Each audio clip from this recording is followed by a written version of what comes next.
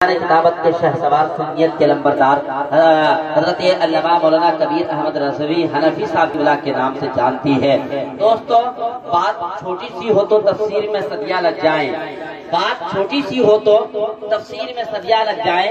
فن یہی ہوتا ہے کہ کوزے میں سمندر رکھ دو، بس اسی شعر کی مصداق سمندر کو کوزے میں رکھنے کی صلاحیت بدرجہ اتم حضرت علامہ مولانا کبیر احمد رضوی صاحب کی ذات میں موجود ہے۔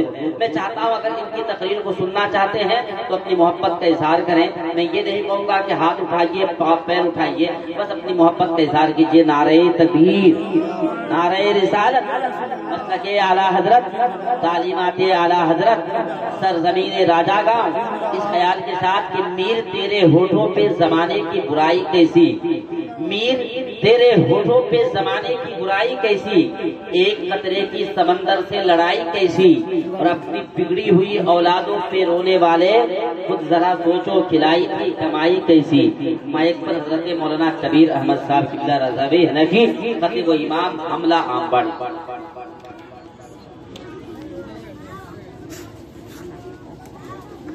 ممبر نور پر جلوہ فرما علماء کرام، نوجوان ساتھیوں، دوستوں، بزرگوں، عزیز بچوں، میٹھے میٹھے اسلامی بھائیوں، پردہ نشین ماں اور بہنوں، السلام علیکم ورحمۃ اللہ وبرکاتہ۔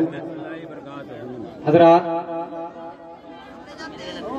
بڑے خوشی کی بات ہے کہ ہمارے سامنے ایک سے بڑھ کر ایک شورا اعظام موجود ہے، اور خاص کر ثانی غلام ربانی مفکر اسلام خطیب اہل سنت حضرت علامہ و مولانا طارق انور صاحب قبلہ وہ بھی موجود، ابھی آنے والے ہیں۔ اور شورائے اسلام تو بہت ہے، موقع کے لیے سال ثواب کے لیے یہ جلسہ انعقاد کیا گیا۔ واہ واہ، بے شک، سبحان اللہ۔ لہذا مختصر ٹائم میں بیٹا، آج کچھ ایسے بھی ہوتے ہیں جو ماں باپ کو گالیاں دیتے ہیں، اور بیٹا کچھ ایسے بھی ہوتے ہیں جو پانچوں ٹائم ماں باپ کو بخشوانی کی کرتے ہیں کہ نہیں؟ 5 ٹائم نماز پڑھتے ہیں تو کیا پڑھتے ہیں نماز میں؟ اللہم اغفر لی ولوالدی، اے اللہ میری بھی مغفرت فرما، میرے گناہ کو بخش دے، میرے ماں باپ کی مغفرت فرما۔ ہاں، یہی کرتے ہیں نا؟ تو کتنے خوش نصیب لڑکے ہیں وہ جو پانچوں ٹائم نماز پڑھتے ہیں، اپنے ماں باپ کے لیے دعائیں کرتے ہیں۔ اور کتنی خوشی کی بات ہے کہ بلال بھائی ہر سال اپنے باپ کے لیے جلسہ انعقاد کرتے ہیں۔ تو حضرات، ابھی میں بتاؤں گا کہ انسان مر جاتا ہے، انسان مر جاتا ہے تو کچھ لے کے جاتا نہیں، کچھ لے کے نہیں جاتا، نہ گھر، نہ کاروبار، نہ بزنس، نہ بیٹا، نہ بیٹی، نہ بیوی، کچھ نہیں۔ لیکن 3 چیز ایسی ہے جو انسان کو مرنے کے بعد فائدہ پہنچاتا۔ توجہ سب حضرات کی، 3 چیز ایسی ہے جو مرنے کے بعد فائدہ پہنچاتا۔ نمبر 1 صدقہ جاریہ، نمبر 2 نیک اولاد، جو 5 ٹائم نماز پڑھتے ہیں، اپنے ماں باپ کے لیے مغفرت کی دعائیں کرتے ہیں، اور نمبر 3 علم۔ صدقہ جاریہ سے مطلب کیا؟ آپ لوگوں میں سے اگر کوئی مدرسے میں کوئی بچہ ہے، قرآن پڑھ رہا ہے، کسی کے پاس قرآن نہیں ہے، آپ نے قرآن لے جا کر دے دیا، اب جب تک وہ پڑھتے رہیں گے، تلاوت کرتے رہیں گے، اس کا ثواب اس کو پہنچتا ہے۔ اور دوسرا علم، ہمارے نہ جانے کتنے اساتذہ کرام اس دنیا سے چلے گئے، کتنے باقی ہیں جو کچھ انہوں نے ہمیں سکھایا، اور آج ہم جو کچھ بیان کر رہے ہیں ان کا سیکھا ہوا جو کچھ بیان کر رہے ہیں، جو سن رہے ہیں اس کو بھی ثواب پہنچ رہا ہے، ہم بیان کر رہے ہیں ہمیں بھی ثواب پہنچ رہا ہے، جن کے پاس ہم سیکھے ہیں ان کو بھی ثواب پہنچ رہا ہے۔ اور ایک نیک اولاد، 5 ٹائم اللہم اغفر لی ولوالدی کہتے رہتے ہیں کہ اللہ مجھے بخش دے، میرے ماں باپ کی مغفرت فرما۔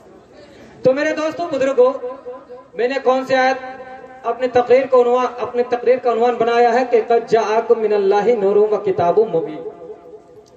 اس کا سیدھا سادہ ترجمہ کیا ہے کہ تحقیق کیا آیا تمہارے پاس من اللہ، اللہ تعالیٰ کی طرف سے نور و کتاب مبین، شان والا نور، عظمت والی اور واضح بیان کرنے والی کتاب۔ تو رب کے اس اعلان کے مطابق مانا بنتا آیا تمہارے پاس نور من اللہ، اللہ تعالیٰ کی طرف سے نور و کتاب مبین، شان والا نور، عظمت والی اور واضح بیان کرنے والی کتاب۔ تمامی مفسرین اس بات پر متفق ہے سوائے معتزلہ کے، جو رب نے قرآن میں کسی نور کے آنے کا اعلان کیا، کسی نور کے آنے کی خبر دی، تو وہ نور کون ہے؟ محمد عربی کی ذات۔ تو رب کے اس اعلان کے مطابق معنی بنتا ہے آیا تمہارے پاس نور۔ ہمارے سامنے بہت بہترین آواز کے مالک شاعر اسلام غلام احمد جو نیپال کی سرزمین سے یہ آئے ہیں، میں اگر کہوں کہ شاعر صاحب یا مولانا صاحب یہاں آئے، تو جب میں نے بلایا مولانا صاحب یہاں آئے، تو کیا یہاں آ کر مولانا بنے یا وہ پہلے سے مولانا بنے ہوئے تھے؟ جب میں نے کہا مولانا صاحب یہاں آئے تو یہاں آ کر تو مولانا نہیں بنے، کیا حضرات؟ مولانا تھے تو آئے۔ تو اسی طرح رب کا قرآن کہتا ہے کہ آیا تمہارے پاس نور، تو ہمارے آقا جو آئے یہاں آ کر نور نہیں بنے بلکہ نور بن کر آئے۔ سبحان اللہ، بہت خوب۔ میرے آقا نور بن کر آئے۔ میرے آقا کی دو حیثیتیں ہیں، ایک ہے نور، دوسرا ہے بشر۔ بشر بشر سے ہے جس کو ہم کہتے ہیں چمڑا، جسے ہم چھوتے ہیں، یہ بشر والا بشر کہلاتا ہے، جس کو ہم اپنی زبان میں انسان کہتے ہیں۔ اور ایک ہے نور، اور رب کائنات نے میرے آقا کی نورانیت کو بھی بیان کیا، میرے مصطفیٰ کی بشریت کو بھی قرآن میں بیان کیا۔ اے رب کائنات کے خالق و مولا، یہ نورانیت کو کیوں بیان کیا؟ تو حضرات محترم، اگر نورانیت کو بیان نہ کرتا تو میرے حبیب کا مقام کیسے پتا چلتا، ان کی حیثیت کیسے پتا چلتی، ان کی عظمت و شان و شوکت کا اظہار کیسے ہوتا؟ تو سنو، حبیب کو نور بنایا کیوں؟ کہ وہ عالم اور رب کے درمیان ایک واسطہ تھا، عیسیٰ اور رب کے درمیان ایک واسطہ تھا، موسیٰ اور رب کے درمیان ایک واسطہ تھا۔ جب خالق اور پیغمبر کے درمیان ایک واسطہ ہے تو وہ کون سے ایسی مخلوق ہے جو اس واسطے کے بغیر ہے؟ وہ کون سے ایسی مخلوق ہے جو اس واسطے کے بغیر ہے؟ لہذا حضرات، جیسا کہ آیت سے واضح ہوتا ہے کہ ہمارے آقا نور بن کر آئے، بے شک بے شک، تو نور بنا کا زیر نقابت حافظ و قاری تنویر بھائی کی میں توجہ چاہتا ہوں، ہمارے آقا جو نور بن کر آئے تو نور بنا کہاں؟ اور ایک بات آپ حضرات کے سامنے واضح طور پر میں سامنے پیش کر دوں کہ اللہ نے سب سے پہلے کی چیز کی تخلیق کی، اللہ نے سب سے پہلے کی چیز کو پیدا کیا۔ تو آئیے حضرات، آپ حضرات میری بات کو تختیہ دل پر نوٹ کر لیجئے۔ حضرت جابر بن عبداللہ حضور نبی اکرم صلی اللہ تعالی علیہ وسلم کی خدمت عالیہ میں حاضر ہوتے ہیں اور عرض کرتے ہیں، آقا اخبرنی عن اول شیء خلقہ اللہ تعالی، یا رسول اللہ صلی اللہ تعالی علیہ وسلم، آپ مجھے اس چیز کے بارے میں بتلا دیجئے جس کو اللہ تعالی نے سب سے پہلے پیدا فرمایا۔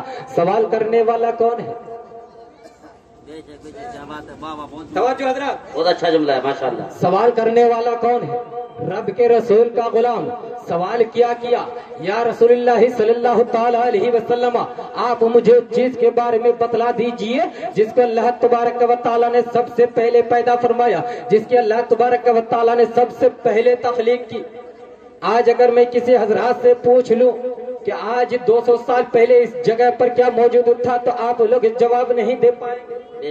اور اگر میں کسی بچے سے یہ سوال کروں، او بچے ذرا یہ تو بتا کہ تمہارے پردادا کا نام کیا ہے، جسے اپنے نام نہ معلوم ہو وہ پردادا کا نام کیا بتائے گا؟ اور آپ لوگ بھی کہیں گے مولانا صاحب عجیب ہے کہ ایک بچے سے سوال کرتے ہیں۔ لہٰذا یہ انسانیت کا تقاضا نہیں ہے، انسانیت کا فطری تقاضا یہ ہے کہ سوال اس سے کرو جو جواب دینے کے لائق ہو۔ تو سوال کرنے والا کون ہے؟ رب کے رسول کا غلام۔ سوال کیا یا رسول اللہ صلی اللہ تعالی علیہ وسلم، آپ مجھے اس چیز کے بارے میں بتلا دیجئے جس کو اللہ تبارک و تعالی نے سب سے پہلے پیدا فرمایا۔ حضرات محترم، جو ہی حضرت جابر نے یہ سوال کیا، ہمارے آقا علیہ الصلوۃ والتسلیم نے مسکراتے ہوئے جواب دینا شروع کر دیا۔ ہمارے آقا علیہ अलैहिस्सलातु व तस्लीम ने हजरत जाबिर से ये नहीं कहा कि ओ जाबिर ये जाकर उससे पूछ जो अव्वल का इल्म रखता हो, जो आखिरत का इल्म रखता हो। नहीं नहीं, जो ही हजरत जाबिर सवाल करते हैं हमारे आका अलैहिस्सलातु व सलाम मुस्कुराते हुए जवाब देना शुरू कर देते हैं। हमारे आका अलैहिस्सलातु व तस्लीम ने ना तो कोई उज्र पेश की और ना ये कहा कि ए जाबिर जरा ठहर जा, मुझे कुरान का इंतजार कर लेने थे। ओ जाबिर जरा ठहर जा, मुझे वही का इंतजार कर लेने थे। ओ जाबिर जरा ठहर जा, मुझे जिब्रील का इंतजार कर लेने थे। नहीं नहीं, जो ही हजरत जाबिर सवाल करते हैं हमारे यहाँ अलैहिस्सलातु व तस्लीम मुस्कुराते हुए जवाब देना शुरू कर देते हैं, क्योंकि सवाल करने वाले का भी यह अकीदा है कि हुवल अव्वल वल आखिर वल ज़ाहिर वल बातिन, कि वही अव्वल वही आखिर वही ज़ाहिर वही बातिन वही हर चीज को जानने वाले। नारे तकबीर, नारे रिसालत, मसलके आला हजरत मौलाना कबीर अहमद साहब किबला, बहुत खूब जिंदाबाद है। उन्हीं के दम कदम से बागे आलम में बाहर, वो ना थे तो कुछ ना था, वो ना होते तो ये आलम ना होता। अब आइए मैं हजरात को बताता हुआ चलूं कि वो नूर जब बना तो कहाँ बना। आइए मेरे दोस्तों बुजुर्गों, मेरी बात को गौर से सुना और तख्तिए दिल पर नोट करने की कोशिश करो। हुज़ूर नबी अकरम सल्लल्लाहु तआला अलैहि वसल्लम ने एक मर्तबा हजरत जिब्रील अमीन से फरमाया, ओ जिब्रील जरा ये तो बता कि तुम्हारी उम्र कितनी है। हजरत जिब्रील अमीन ने अर्ज किया, या रसूलुल्लाह सल्लल्लाहु तआला अलैहि वसल्लम, मुझे अपनी उम्र के बारे में कुछ मालूम नहीं है, लेकिन इतना जानता हूँ कि चौथे हिजाब में एक सितारा 70,000 साल के बाद चमकता था। मैंने उसे 72,000 मर्तबा देखा है या रसूलुल्लाह सल्लल्लाहु तआला अलैहि वसल्लम। उसके बाद अब वो मुझे नजर नहीं आया। अल्लाहु अकबर, कुर्बान जाओ। हमारे आका अलैहिस्सलातु व तस्लीम मुस्कुरा देते हैं और मुस्कुरा कर फरमाते हैं, वा या जिब्रील व इज्जत अना ज़ालिकल कौकब, ऐ जिब्रील अमीन सुन ले वो सितारा जो 70,000 साल के बाद चमकता था, वो सितारा कोई और नहीं था बल्कि मैं ही था। सुभान अल्लाह, बहुत जिंदाबाद जिंदाबाद। वो सितारा कोई और नहीं था बल्कि मैं ही था।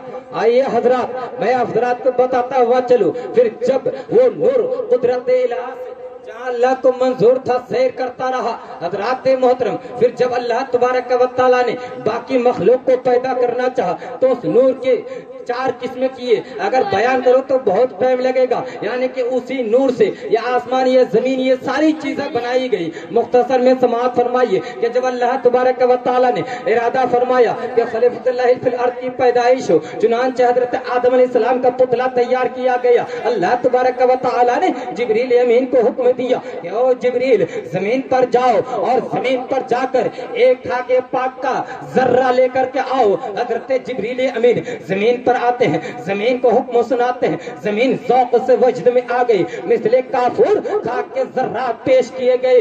हजरत जिब्रील अमीन ने उस खाक के जर्रात को लेकर अपने मकाम पर पहुंचे तो अल्लाह तबारक व तआला का हुक्म हुआ कि ओ जिब्रील अमीन अब इस खाक के जर्रात को माए मोइन को सरो तस्लीम से मिलाई जाए, मिलाकर उस नूर के कान के करीब ले जाकर रख दिया जाए। हजरत जिब्रील अमीन ने उस खाक के जर्रात को उस नूर के कान के करीब ले जाकर रख दिया। अल्लाहु अकबर, अब 1000 बरस तक वो खाक का जर्रा उस नूर के कान के करीब रहा तो उसकी माहियत ही बदल गई, उसका रौनक ही बदल गया, उसका जुग्राफिया ही बदल गया। अब वो खाक का जर्रा खाक नहीं रहा, नूर बन गया। अल्लाह, नारे तकबीर, नारे रिसालत, मसलके आला हजरत जलसे अज़मते वालिदैन हजरत मौलाना कबीर अहमद साहब की बिला सरजमीन राजा गांव, बहुत खूब जिंदाबाद। फिर उसी नूर से हजरत आदम अलैहिस्सलाम का पुतला तैयार किया गया। अल्लाह अकबर। हुज़ूर नबी अकरम सल्लल्लाहु तआला अलैहि वसल्लम फरमाते हैं, कुछ लोग कहते हैं कि नबी को इल्म गैब नहीं है। नबी के माने है इल्म गैब, यानी गैब की खबर देने वाला। सरकार फरमाते हैं, कुन तो नबी आदम बैन रूह वल जसद, ان تو نبیوں و آدم و بین الروح والجسد کہ آدم ابھی جسم اور روح کے درمیان تھے کہ اس وقت میری نبوت چمک رہی تھی. اللہ اکبر. اے میرے دوستو بزرگو، اب حضرت آدم علیہ السلام کے جسم میں، حضرت آدم علیہ السلام کے پشت ادھر میں وہ نور تو یہ فرمایا گیا. حضرت آدم علیہ السلام نے ایک پرندے جیسی آواز سنی، عرض کیا اے پروردگار یہ آواز کیا ہے؟ جواب آیا یہ میرے حبیب کے تسبیح کی آواز ہے. میرا عہد پکڑو، اسے پاک رحم اور مقدس پشتوں میں ہی امانت رکھنا. اب حضرت آدم علیہ السلام کے جسم میں روح ڈال دی. اب حضرت آدم علیہ السلام کے جسم میں روح ڈال دی گئی. اللہ تبارک و تعالیٰ نے فرشتوں کو حکم دیا کہ آؤ فرشتوں آدم کے لیے سجدے میں جھک جاؤ. سب کے سب جھک گئے سوائے ابلیس کے. ابلیس نے جھکنے سے انکار کر دیا اور وہی سے ہمارے اور باقی کے مذہب کا اختلاف شروع ہو. سبحان اللہ، حق بات ہے، بالکل بالکل. وہی سے ہمارے اور باقی لوگوں کا جھگڑا شروع. اللہ تبارک و تعالیٰ نے کہا اور فرشتوں آدم کے لیے سجدے میں جھک جاؤ. سب کے سب جھک گئے سوائے ابلیس کے. اللہ تبارک و تعالیٰ نے ابلیس سے دریافت ہو کر فرمایا او ابلیس، جب میں نے اپنے بنائے ہوئے خلیفہ کے سامنے تمہیں جھکنے کے لیے کہا تو تو نے جھکنے سے کیوں انکار کر دیا؟ تو ابلیس نے اپنی بڑائی بیان کرنا شروع کر دی. ابلیس نے کہا کہ میں آگ اور پانی سے بنا ہوا ہوں اور وہ مٹی سے بنے ہوئے ہیں، لہذا ایک بشر کو میں سجدہ کیوں کروں؟ کیا کیا اکڑ کیا کہ لہذا ایک بشر کو میں سجدہ کیوں کروں؟ اللہ اکبر. حضرات محترم، انبیاء کرام کو سب سے پہلے بشر کہنے والا کون ہوا؟ سب سے پہلے بشر کہنے والا کون؟ بے شک ابلیس. کیا وہ سجدے کا منکر تھا؟ 6 کروڑ سال تک انہوں نے عبادت کیے. 6 کروڑ سال تک انہوں نے عبادت کیے. اتنے سجدے کیے کہ اگر روئے زمین میں پھیلا دیا جائے تو ایک رائے کے دانے رکھنے کی جگہ باقی نہ رہے کہ جہاں انہوں نے سجدہ نہ کیا ہو. لیکن جب اللہ نے فرمایا اسجدوا لآدم، آدم کے لیے سجدے میں جھک جاؤ، لیکن انہوں نے انکار کر دیا تو اللہ تبارک و تعالیٰ نے فرمایا او ابلیس جا تو میری بارگاہ جنت سے نکل جا اور آج تا قیامت تک تجھ پر میری لعنت برستی رہے گی. اللہ واہ واہ، بہت خوب. آج تا قیامت تک تجھ پر میری لعنت برستی رہے گی. حضرت امام فخر الدین رازی رحمۃ اللہ تعالی علیہ فرماتے ہیں ادھر سجدہ کرنے والوں کو مراتب رفیع عطا کیے جاتے ہیں. حضرت امام فخر الدین رازی رحمۃ اللہ علیہ فرماتے ہیں کہ آدم کو جو سجدہ ہوا کیوں ہوا؟ وَكَانَ فِي جَبْهَتِهِ نُورُ مُحَمَّدٍ صلی اللہ علیہ وسلم، کہ ان کی پیشانی میں جو حضور صلی اللہ تعالی علیہ وسلم کا نور جو موجود. اب پھر حضرت آدم علیہ السلام نے دیکھا کہ فرشتے میرے پیچھے پیچھے پھرتے رہتے ہیں. فرشتے میرے پیچھے پیچھے پھرتے رہتے ہیں. تو خدا بندے قدوس کی بارگاہ میں عرض کیا ہے پروردگار یہ فرشتے میرے پیچھے پیچھے کیوں پھرتے رہتے ہیں؟ تو جواب آیا کہ میرے حبیب کے تسبیح کی آواز ہے. میرا عہد پکڑو اور اسے پھرنے دو. اللہ اکبر. حضرت آدم علیہ السلام نے خداوند قدوس کی بارگاہ میں عرض کی کہ اے پروردگار میں چاہتا ہوں کہ وہ نور میری پیشانی میں ہو جائے تاکہ فرشتے میرے آگے آگے پھرنا شروع کر دے. اسی لیے میرے دوستوں بزرگوں، آج اہل سنت والجماعت چاہے کتنے ہی نمازی کیوں نہ ہو لیکن پیشانی میں نور ہے. بے شک نہیں ہے، پیشانی میں نور ہے. حضرت آدم علیہ السلام کی پیشانی میں نور رکھ دیا گیا. پھر حضرت آدم علیہ السلام نے خداوند قدوس کی بارگاہ میں عرض کی، اپنے خواہش کا اظہار کیا کہ اے پروردگار میں چاہتا ہوں کہ وہ نور میری انگلیوں میں اتر آئے تاکہ میں اسے دیکھ سکوں، اسے آنکھوں سے مل سکوں، چوم سکوں. پھر اللہ تبارک و تعالیٰ نے حضرت آدم علیہ السلام کی انگلیوں میں وہ نور اتار دیا. اللہ اکبر. حضرت آدم علیہ السلام نے انگلیوں کو چوما، آنکھوں سے ملا اور پڑھا قرۃ عینی بکا یا رسول اللہ، یا رسول اللہ صلی اللہ تعالی علیہ وسلم. تم ظاہر میں میرے بیٹے، حقیقت میں میرے باپ، تم ظاہر میں میرے پھول، حقیقت میں میری نخل. یہ صدا ان کی یاد میں ابو البشر. حضرات اب آئیے کہ وہ نور، مزے کی بات بتا رہا ہوں کہ وہ نور ابھی خطیب ہندوستان بیٹھے ہوئے ہیں کہ بھاگیے مت. میں مختصر میں بتا رہا ہوں کہ وہ نور حضرت آدم سے حضرت عبداللہ تک کیسے حضرت عبداللہ تک کیسے پہنچا. آج لوگ ہمیں کہتے ہیں تم لوگ صلاۃ و سلام پڑھتے ہو، میں نے کہا सलात और सलाम दुरूद शरीफ हम नबी पर इसलिए पढ़ते हैं कि नबी खुश होते हैं, और जब तक दुरूद शरीफ ना पढ़ा जाए तो वो दुआ आसमान पर जाकर कबूल नहीं होती, आसमान और जमीन के दरमियान मुअल्लक होकर रह जाती है। मिशका शरीफ की हदीस है। और कुरान भी कहता है इन्नल्लाह व मलाइकतहु युसल्लूना अलन नबी, बेशक अल्लाह और अल्लाह के फरिश्ते नबी पर दुरूद पढ़ो। हजरात तवज्जो से सुनिए कि हजरत आदम से हजरत अब्दुल्ला तक वो नूर कैसे पहुंचा। मैं एक बात बता दूं, नबी से जिसको मोहब्बत होगी वो इल्म गैब के ऊपर कीचड़ नहीं उठाएगा। नबी को जिससे मोहब्बत होगी वो झंडे जुलूस पर उंगलियां नहीं उठाएगा, क्योंकि हम मोहब्बत का काम है। कोई नाजायज है तो बताइए। तो सुनिए, हम मोहब्बत करते हैं, मोहब्बत का दावा पेश करते हैं कि वो नूर हजरत आदम से हजरत अब्दुल्ला तक कैसे पहुंचा। सुनिए मेरे दोस्तों, बुजुर्गों, मेरी माँ और बहनों, हजरत आदम के बेटे शीश